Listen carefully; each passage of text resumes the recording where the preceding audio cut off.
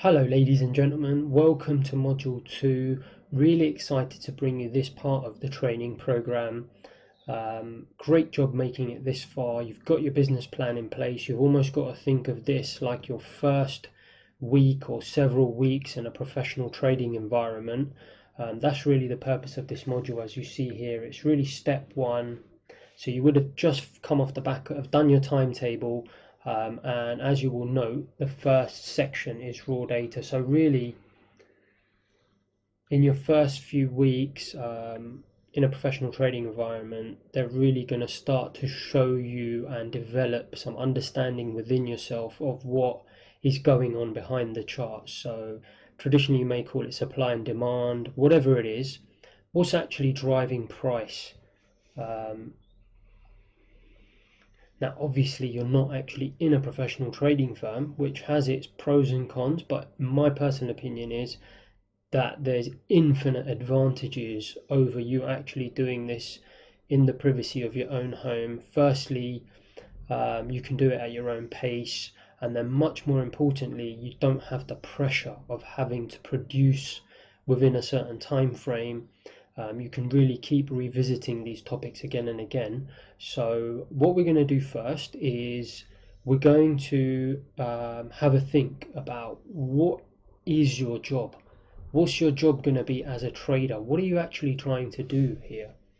Now, would you agree it's actually quite simple at its very core, and that is you're basically trying to predict price.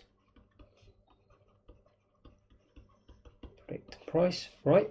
Now, why do I say this? This really comes to the next question. What is it that we're actually trading? Well, guys, I've been going on and on about these real world vocations and jobs that you're obviously going to be familiar with, but if you think about it, it's no different. Again, with say personal training, what is the price that you may? There's going to be many prices that you obviously want to keep on top of, but mainly it is subscription fees, right, or personal training fees that you want to have a good handle on. If you are doing a business plan, and don't forget our business here, trading business, doesn't actually start until the day that we trade real money. So like I said, in a professional trading firm, that may not be for 6, 9 months, even a year, before you start trading real money. So we have plenty of time now where we're still going to be working on the final details of our execution phase. And one of those is trying to understand what those fees are. So even if you're a personal trainer, before you actually go out there and start charging people, obviously as part of your business plan, you're going to try and figure out, okay, where's the market generally in terms of fees? What can I charge? Where's it likely to be in 6 months' time? Come on, guys. If you, due to certain factors, come to the conclusion that personal training fees are going to drop by 50% over the 6 months, clearly you're going to have a quick double think about whether that's the right business for you in the immediate future to go into. So that's why I say it's absolutely crucial before again you get to the execution phase that you have a handle on fees. Now the other areas that we discussed were there was a hairdresser, right? So again, what are likely to be the fees that you can command? So that's personal training fees, that's hairdressing fees, right? Same things apply. You can charge people to have a haircut. What's that likely to do over the future? You're trying to forecast, predict price again.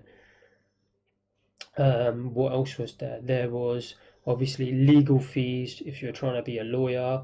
There's so we've got to have a distinction here. This is if you're starting your own business. Obviously, if you were going to go and work for someone else, you're probably not so concerned about that. You're just going to get paid a wage. But there's going to be someone at the firm looking at this stuff. But the point is, guys, are you being paid to be a trader? No, you're not. You're starting your own trading business, albeit by yourself. So you need to understand, in the same way these guys do, that you are essentially fulfilling the same function that someone starting up any of these businesses is doing, which is that they're trying to forecast the price. There's no difference. So we've discussed a few examples, real world examples. Now, if we come to a trader, so this was a personal trainer, this is a hairdresser, and this is a trader. What exactly is it? It's exactly the same, guys. Might not be fees, but it's a price. And the asset here is a subscription fee. The asset here is just a financial asset, no different. Right, so that is a trader. You know, this is going on all the time. Even we talked about a mechanic, being a mechanic a lot. There's going to be so many inputs that go into, whether it be, you know, paint, you're obviously getting into that side of the automotive industry, or whether it's actual tools that you're using. And let's say you're actually starting a business as a mechanic shop, obviously you want to get a feel for the price of tools, and there's going to be certain tools that can need constantly replenishing. Now you obviously want to get a feel for that when you're doing your business plan, what that price is likely to do in the future. So you're going to be forecasting in all roles that you're doing in life, especially if you start your own business, and it's no different. My point is, why I keep going on about this is because that price you're forecasting is no different to the price that you forecast pound, dollar, stocks, oil, etc., etc. So my point is that you're not going to be using technical analysis tools to forecast the price of where subscription fees are going to go for personal training, for a haircut, for the costs that are involved in the mechanics, or in legal fees. Guys, it's ludicrous. We've said it so many times. So you're not going to be doing that, or you shouldn't be doing that, and a professional firm is certainly not going to be allowing you, let alone teaching you, to do that. So what are they doing? Well, it's supply and demand factors, right? So let's think about these things. What is driving the price of subscription fees for a personal trainer is supply and demand factors, right? The amount of people willing to give personal training, and that is intent as far as it comes to, when it comes to order flow. And then the amount of people actually willing to make an aggressive decision to purchase that. So that's likely to that's obviously going to be the customer. So that's called actual aggression. And we're going to come to this, but in the depth of market, if you remember the picture of the depth of market where you had those extra 4 columns that you don't see, the inside 2 are essentially showing you the aggression, and then the intention or the availability of supply is the outside 2. So we said there were 4 extra factors. 1 and 2 was the bid and ask. 3 and 4 is the intention, and then 5 and 6 is this actual aggression. So it applies to every market, guys. If you think of hairdressers, same thing. What's the availability? If suddenly tomorrow in the entire country there were only 2 hairdressers, would you agree the price of a haircut is going to shoot up?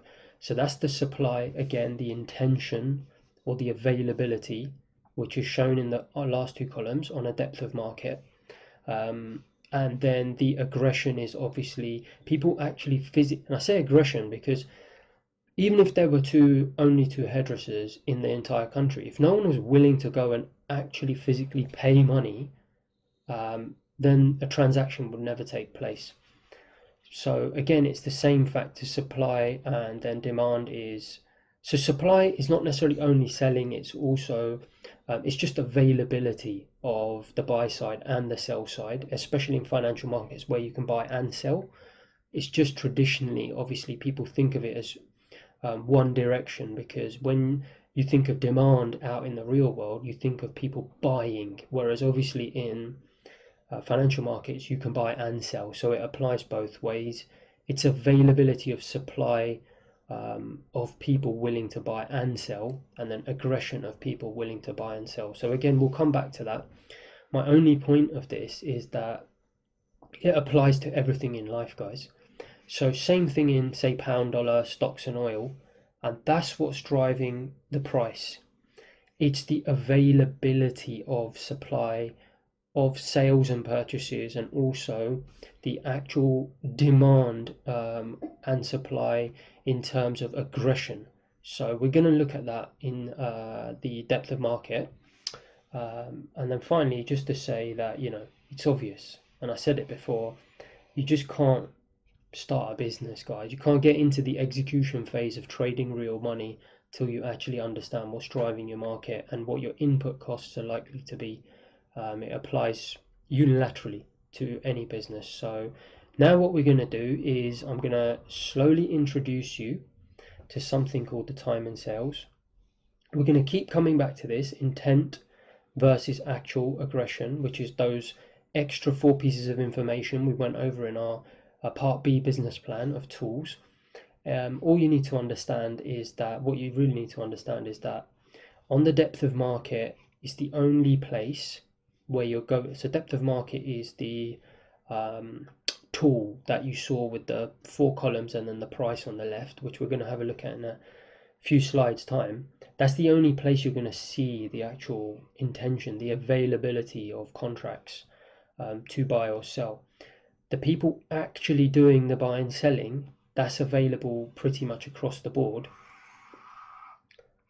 And that's an important distinction to make, but we're going to make that again and again, and I'll show you why. It's difficult to describe on one slide, but with real examples, I'm going to show you the difference and why, for certain purposes, looking at the actual transactions taking place is typically much more important than the intention. And that's to do with something called spoofing, which you may have heard of in the news, where a lot of these intentions can be fake. So we're going to come back to that, and I'll see you on the next slide.